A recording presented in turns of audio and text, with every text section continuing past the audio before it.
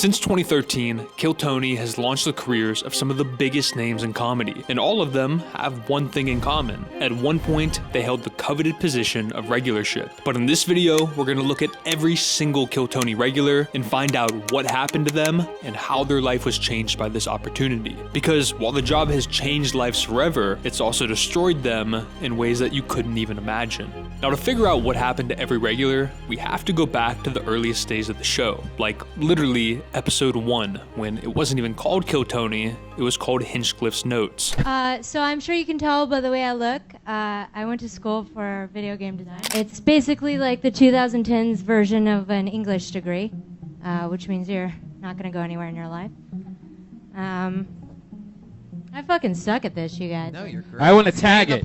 Stay in the pocket. Now, obviously, the standards weren't very high at this time. 1 or 2 jokes was enough to separate you from everybody else. But Sarah also had something else going for her. She was the first girl to ever come on stage. And apparently her interview, talking about masturbating with her vibrating controller, was enough to land her a very unique introduction the very next week. And it's pretty exciting because it's going to be our first ever reoccurring guest on Hinchcliffe's Notes, or whatever this is called. I cut myself today, but it was on accident, so you could say I'm making progress.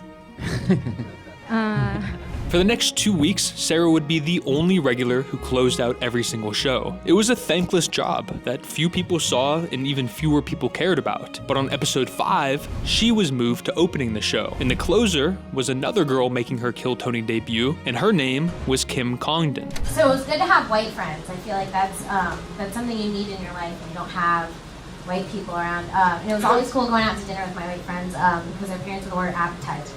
And that's something I never got. Like, that is insane. Like, you can eat before your fucking meal, and you don't have to split your plate. She too was made a regular after only 1 appearance. And for the next 2 months, Sarah and Kim would open and close every single episode. See, the reason the name was changed to Kill Tony was because of the movie Kill Bill. Tony wanted to find raw talent and turn them into actual comedians. But it's an understatement to say that he had his work cut out with these two. As Mondays passed, Kim slowly started showing signs that she might have what it takes. Sarah, on the other hand, was struggling. Did you give her too much build-up, Tony? Is that what happened? I don't know. No, I've had to write a new minute No, you've written a new minute for all 7 weeks? Every week since I started doing comedy. I'm not sure if any of those particular jokes worked. I missed the joke on that last one. I don't get why are you getting fucked? I don't know what it is. I get like nervous here. It started to become clear that Sarah didn't have what it took to write a new minute every single week. But because there were no other options for a second regular, Sarah was trotted out on stage to die a slow, painful death every Monday. For her, this must have been tough. She was the definition of an open micer, and the only reason she was even on the show was because she was the only girl at the time. Now the pressure was on to become better, and she was completely crumbling. As weeks passed, the hunt was on to find somebody who could replace her. But let's just say that the talent signing up at this point was basically non-existent. Tony was getting desperate, and Sarah was getting anxious. But just as things were starting to get unbearable, a new regular would be pulled from the bucket. Guys, I want you to imagine being on a date with a fat white bitch eating a lot of ranch. You gotta eat all that ranch, or can I get some of that?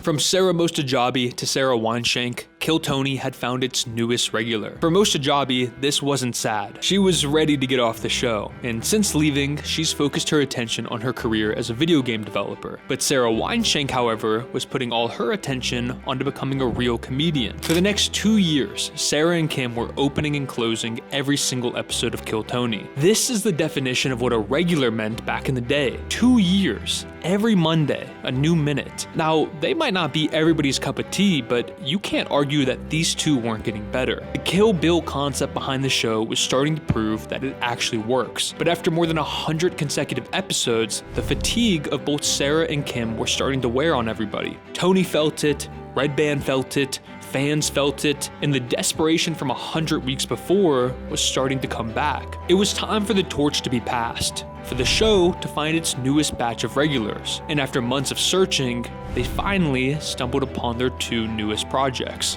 And now, your other new regular from Long Beach, California, known for her self-deprecating comedy. She is the 19-year-old Alli, barely legal McCoskey! Alli was so young that she had to wait outside the Comedy Store until it was her time to go up. If you're starting to notice a trend here of young, hot female comics, you're not wrong. It's actually about to come to a climax here soon with the hottest comic who's ever been on the show. But Alli was the new regular that the show desperately needed, and even though she was young, she was already arguably better than both Kim and Sarah. It was a sign that the talent signing up was starting to become more legit. But the very same episode, Alli would be joined by another new regular who would officially end the era of Kim and Sarah and start a completely new one. Well, how about this? We have 2 brand new regulars that are going to be writing and performing a brand new minute every single week from now on. Presenting for the first time as she walks down the aisle of Kill Tony, Melissa, do you have to let it linger? Yes, linger! Melissa couldn't have been any more opposite from Alli. She was shy, nervous, anxious, but her jokes were solid and people really liked her. For months, it seemed like they finally found their newest duo of regulars that could carry the show for years. But after the Comedy Store made a rule change that banned comics under 21 from performing, Bukowski wasn't allowed back on the show anymore. It was a change that rattled Tony, and it sent him back into this state of desperation. Only this time, he couldn't turn towards Kim or Weinshank because they were already moving on with their careers outside of the show. With Melissa, the weakest link of the bunch, being the only option, Tony needed a Hail Mary out of the bucket to save him. And as fate would have it, that's when the hottest comedian in the show's history's name was pulled. I've never physically seen somebody so hot. To where literally their hair blows back when they're talking. It was incredible. You're gorgeous. Thank you. It's shocking. I'm blushing and I shouldn't be. Vanessa and Melissa would be the new duo for the better part of the next year, but both of their careers would end on Kill Tony for completely different reasons. At this point, Melissa had been coming up every Monday for 50 weeks straight, and while her comedy was getting slightly better, it wasn't improving at the same rate that the show was. When she was first on, each episode was only getting 10 or 15,000 views. Now, episodes were starting to crack 100,000. The show was getting bigger, the talent better, and people expected more from somebody that they saw every week. You know, wow, I really fucked up with the cigarettes. But you know, fuck, I lost the train. I forgot where it was going. Doesn't matter. Melissa was about to meet the same fate that Most Ajabi did. The pressure of the opportunity was becoming just too much to handle, and instead of rising to the moment, she was completely falling apart. It left Tony with no other option but to let her go from the show. And since leaving, it seems like she's quit comedy altogether. But Vanessa's exit from the show would be completely different, because on her last appearance, after being on for nearly 50 straight Mondays, it had nothing to do with things ending in disaster. But I still go to church because I like the songs. My favorite part is when they talk about the birth of Jesus and then everyone sings Silent Night because it makes absolutely no sense. Dude, like, this bitch is having a baby in a barn full of noisy animals with a virgin type pussy. That's the least Silent Night ever. Everything seemed like it was on the right track for Vanessa. She was getting better every week, fans loved her, and she was living up to this opportunity. But all of a sudden, she left the show and never returned again. See, after leaving the show, Vanessa started touring around the country doing stand-up. She eventually built up an hour of comedy and was pursuing it full time. At this point, she was achieving everything that she had ever dreamed of. But when COVID hit, everything that she had been working for started to fall apart. During the lockdowns, she got into a shady business deal with a partner and decided to change her online name from Vanessa Johnston to Violet Jones. When everything looked like it had completely fallen apart, she was offered a job as a TV executive and decided to pursue that career rather than stand-up. But after Vanessa's sudden disappearance in late 2016 and Melissa being let go from the show, Tony was now left with literally no regulars. But as fortune would have it once again, things worked themselves out just 2 weeks later when a former regular made her big comeback after more than a year off. She just celebrated her 21st birthday on Sunday, and she is back. Alli Makovsky, ladies and gentlemen. It sucks having this voice. Like, I can't give compliments anymore because anytime I give someone a genuine compliment, it just sounds like I'm mocking them. I'll be like, hey, cool hat. For all of 2017, Alli would be the one and only Kill Tony regular. It was a year that led to massive growth in her career, and by early 2018, Alli was already starting to tour around the country. The concept behind the show had really worked, and Tony was able to turn this 19-year-old comic into a real touring comedian. But Alli was also appreciative of her opportunity, and she wasn't gonna fuck Tony over. So deciding to stay until they could find the next regular, Alli would perform throughout the first month of 2018, until eventually the first male regular was found who had the saddest downfall in the entire show. Put your hands together for Malcolm. What's up? I was finna leave. Shit, God real. Right off the bat, everyone loved Malcolm. He had this fun, infectious energy that was just undeniable, and he was the first regular who didn't seem like he was gonna need years to get better. Throughout the next few months, Malcolm was killing it as a regular. The show had officially entered a different era, and now episodes were starting to get hundreds of thousands of views. Malcolm was the first regular that learned that being given this opportunity can really change your life. At this point, he was still living in his car, but within a few months, he was being flown around the country to do paid gigs. But even though Malcolm's career was changing in ways that he could have never imagined, he still felt the need to hang on to some shit from his past. See, the thing that made Malcolm's comedy so great was that he talked about real shit. He was relatable unlike any other regular had been before. Whether he was talking about his own life or something crazy that happened that week, everyone looked forward to hearing what Malcolm had to say on Monday. It was undeniable that up until this point, he was the best regular that the show had ever seen. But even with all these new life-changing opportunities that were coming his way, he wasn't able to fully accept all the good things that were happening in his life. And after 9 months of coming up each week, Malcolm completely vanished from the show. And when he came back 4 months later, something seemed off. So Malcolm, how's life been? It's been a long time since we've seen you. Yeah, man, it's crazy. Oh, that's good.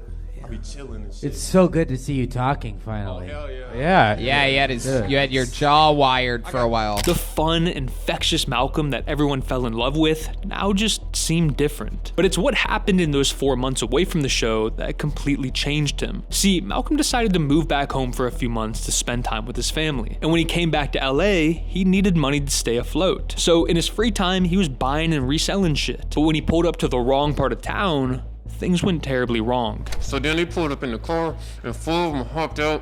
One of them had a revolver, one of them had a bat, one of them had a 40 ounce, and they was like, "Where you from?" And then they like got me on the ground, broke my jaw in 2 places. God, yeah, it was crazy. Did you tell them you're just a comedian? I couldn't. My jaw was broke at the point. After Malcolm was jumped, he was never the same, and he'd never appear on Kill Tony again. But in those 4 months that he took off, there was one name pulled from the bucket that would go on to change the show forever. I can't tell whether he's a genius or he's crazy. So here he is for you, ladies and gentlemen, William Montgomery. I'm gonna lose the fucking caboose!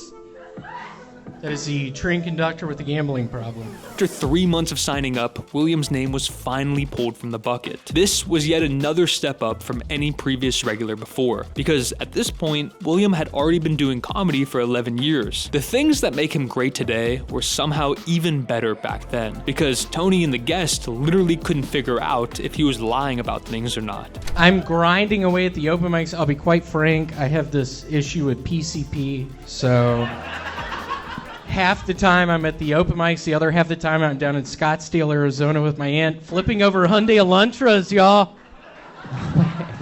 What? But as much as Tony loved him, he wanted to see more before he officially made him a regular. Look, William wasn't like anything anyone had ever seen before. It was risky to have someone so unique and so niche be a part of every single episode, because this was still a time where becoming a regular meant years of minutes. It was a huge decision, but the sudden disappearance of Malcolm made it make a little bit more sense. And just 2.5 months later, Tony would finally say fuck it and take a gamble on him. I've been swimming a bunch. I've been doing a bunch of triathlons. I'm getting back in shape. Yeah. All right. Who the fuck said that? Wow. Who the fuck said that? I'm trying to have fun tonight. Professor Snape. This is perhaps the strangest Weasley I've ever seen.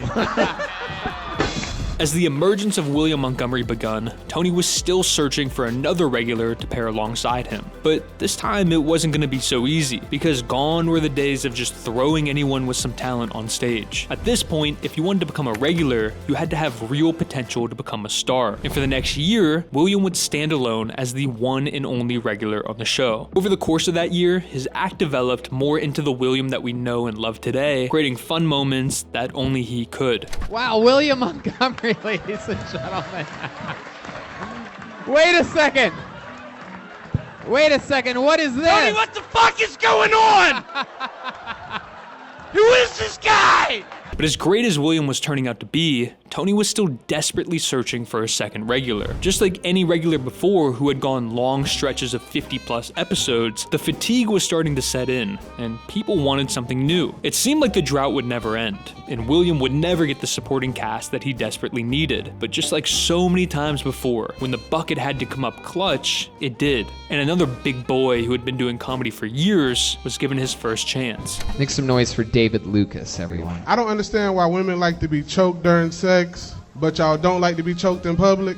And let me get this right, I can choke you when we fucking, but when you act a fool like pink berries, I can't put hands on you. I'll say what you want about David Lucas, because I know a lot of y'all hate this dude, but now that you've seen what a regular used to be compared to what it is here, it's a completely different level of comedy. David Lucas's first appearance isn't even comparable to someone like Melissa's. And not only had he clearly been doing stand-up for years, but he was the first comedian in 390 episodes with the balls to talk shit to Tony. You're wearing a Rocky shirt. Is that because the road is your favorite type of ice cream? Look at Tony looking like a nigga that Michael Jackson touched. Oh shit, here we go. Tony got on a jacket like he coached Little League T-ball. Get your Coach Hinchcliffe looking ass up out of here. For the next 3 months, David opened and William closed every episode. Tony had finally found the duo he had been looking for all these years. This wasn't Kim and Sarah. This was a different level. And now, the show was reaching a new level of popularity. But with more popularity came better talent that was willing to sign up for the bucket. And even though Tony thought that he only wanted 2 regulars, when someone undeniable comes along, it's hard to turn them down. And that's exactly what happened in late 2019 when one of the most legendary regulars ever made his debut. Put your hands together for your next comedian, Michael Lehrer, everybody. Fuck yeah. So Michael, this is your first time on the show. How long you been doing stand-up? I've been working in comedy for like 20 years, but I got ALS and I took 3 years off, but I've been back for 5 months. Hell yeah, dude. Fuck yeah. Michael clearly wasn't like any comedian that's ever been on the show, and he was funny enough to become the 3rd regular in this new era of Kill Tony. But just a few months later after this big achievement, COVID hit and no more audiences were allowed. To most comedians, this would have been the worst thing that could have ever happened to them. But to Michael, he didn't give a shit. He was living his dream, doing the thing that he always wanted to do. And throughout that COVID era, people were really able to get to know Michael. For the better part of 2.5 years, he'd perform every single week. But as time went on, Michael's ALS really started to get worse. His speech started to slow,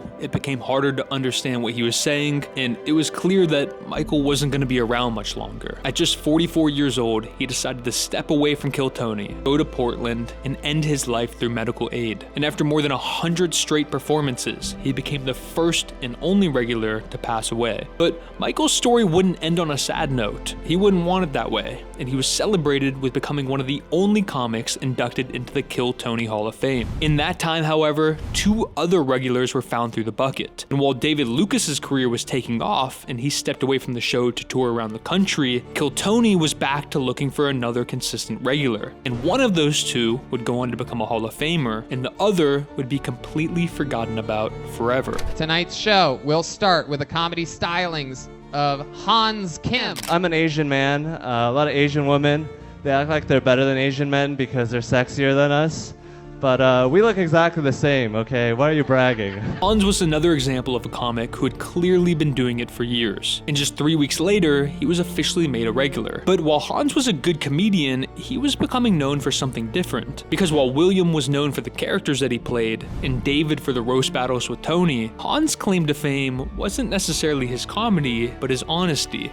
Austin is such a party all the time. Like, I've had more fun here just partying and playing Catan, you know, getting to know comedy girls. He's playing board games? Playing board games. Yeah, that's that rock star lifestyle. Now, I know a lot of you guys don't like Hans too, and honestly, I can't relate, but I'm not here to judge what anybody likes. All I'm gonna say is go back and look at his first few months of appearances and check out the comments. People fucking loved Hans. He was something new. He was unique, and he was clearly a step up from the previous eras. But while he, William, and Michael were holding down the regular roles, there was a fourth comedian emerging who was trying to find his place in the rotation. All right. Ellis H. He take his shirt off, all the girls go, oh my God, big sexy. I take my shirt off, you know what the girls call me? Big titties. Had my ass shopping at Victoria's Secret. Ellis was a jolt of energy unlike anything we've seen since William. He was a firecracker who could come up and light up the stage, and in his second ever appearance, he was already being told that he had star energy. But this wasn't the Kill Tony of 8 years ago, where you could slowly develop over months and months. This was directly competing with guys who were already doing this shit at a high level, and Ellis was apparently up for the challenge. For the next 3 months, he was given a real shot at regularship, but after a few rough appearances, it seemed like stardom might take a little bit, and it wouldn't take long before he messed up in a way that he would never recover from. So, hey, anybody live in the Spicewood or Anderson Steck Avenue area? Make some noise. Why is he breaking the fourth wall, dude? Yeah, what the fuck? why are are you doing this? Nobody needs to make noise. Just do the joke that you would do if the whole place went crazy. You're right. Yeah. Okay. Yeah, we're trying to... I don't know what's going on. I got confused, bro. Don't do that to me. See, Ellis's problem was that he did have star energy, but he wasn't even focused on comedy. At the time, he was doing more acting than getting on stage, and interviews would drag on about small roles he had in indie films. If Ellis focused all his energy on stand-up, he could have been a star, but there was just too much competition at the regular role to have patience with someone who was focused on other things. So just a week later, he would be cut from the show and hasn't been seen since. But the removal of Ellis gave way to the dominant stretch of William and Hans, and for the next 2 years, nobody could touch them. That was until a new young comic was pulled from the bucket and changed the show forever. Just for this one, for the big one, what's something you think we should know about you as we get to know you? What do you think the 3,000 people in front of you, what's something interesting about you? I'm not retarded, but I like rocks. I just like how they feel, you know what I'm saying? They feel real good. I got this one. Oh my goodness. That one line would make Cam the most famous regular to ever be pulled out of the bucket. And as Hans took a step back to go tour his comedy, Cam took over in a way that nobody had ever seen before. Up until this point, nobody had truly transcended the show like he did. Clips of him were getting tens of millions of views, people were tuning in just to check him out, and his career was on a trajectory unheard of for any brand new stand-up. He was the first to prove that the show couldn't just turn you into a touring comedian, but it could make you a global phenomenon.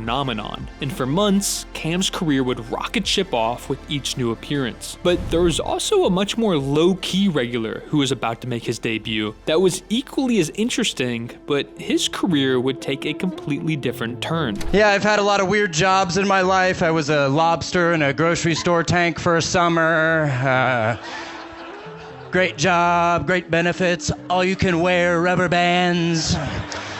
If Cam was a phenomenon, then Casey was a unicorn. Just like William, people seeing him for the first time had no clue what to make of him. But after becoming a regular, Casey would only be on for 3 months before disappearing. Unlike Malcolm Hatchett though, Casey's career didn't end after Kill Tony. Because the best guess for why Casey left was because his style didn't really match Kill Tony. If you've ever seen Casey live, you know the crab man doesn't even get into it until about 10 minutes in. His comedy is something that can't really be rushed in 60 seconds. And while he decided to take a break from the show on his own, it's had no effect on his career because he's still doing great. But while Casey might have not got the most out of his Kill Tony regularship, this next comedian is probably the best example of somebody who has. And after grinding for more than a decade in obscurity, he has gone on to become quite possibly the best ever Kill Tony regular. Make some noise for the return, his first time as a regular, a brand new minute from Ari Matty. One time I had a girl over for dinner. I let her choose the date movie. I finished cooking dinner. We sit down to watch the movie. You know what movie she picks? She picks A Fault in Our Stars. Oh! They both have cancer? Ari Matty was a star from the start, and there was no way he wasn't about to take full opportunity of becoming a regular. For the last year and a half, Ari has come up every single week he could. But at this point, becoming a regular means your life's about to change forever. So sure, he's not on the show every week like the regulars were a decade ago, but it's because of all the other opportunities that he's being presented with. It's the same reason Cam left to go do SNL. The show is so big now that these guys are launched into stardom after just a few months. And with Netflix appearances and sold out arenas, Ari has crushed every single opportunity that's been tossed his way. He's the best example of what a real regular at their best can look like week in and week out. But our last regular on this list is someone who's still trying to figure that out. He's a comic who's taken heat recently because in comparison to Casey, Ari, and Cam, it looks like he's falling short. But when you compare him to someone like Ellis, Malcolm, and Most Ajabi, you can see just how far the regularship has come. Make some noise for your next bucket pull. It's Diedrich Flynn, everyone. What you know about being able to beat the last level of Sonic the Hedgehog while you a kid, but they come repo the TV while you playing it? Cause your friend's mama stopped having sex with the nigga from Rent-A-Center. Yeah, y'all know shit about me. The Dark Storm Dedrick Flynn is a great example that shows how far regulars have come. Within just a few appearances, his life was completely changed forever. This was a dude who had been grinding in the comedy scene for more than a decade and was still taking Greyhound buses to get to cities. Now, his entire life was changed forever. But how his career on Kill Tony will ultimately play out, yeah, we're gonna have to wait and see. But if nothing else, he shows just how much it's changed what it means to become a Kill Tony regular. From Sarah Most Ajabi 14 years ago, who couldn't even wait until she was replaced, to Dedrick Flynn 750 weeks later, whose life has been changed forever. This is the story of every single Kill Tony regular in the history of the show.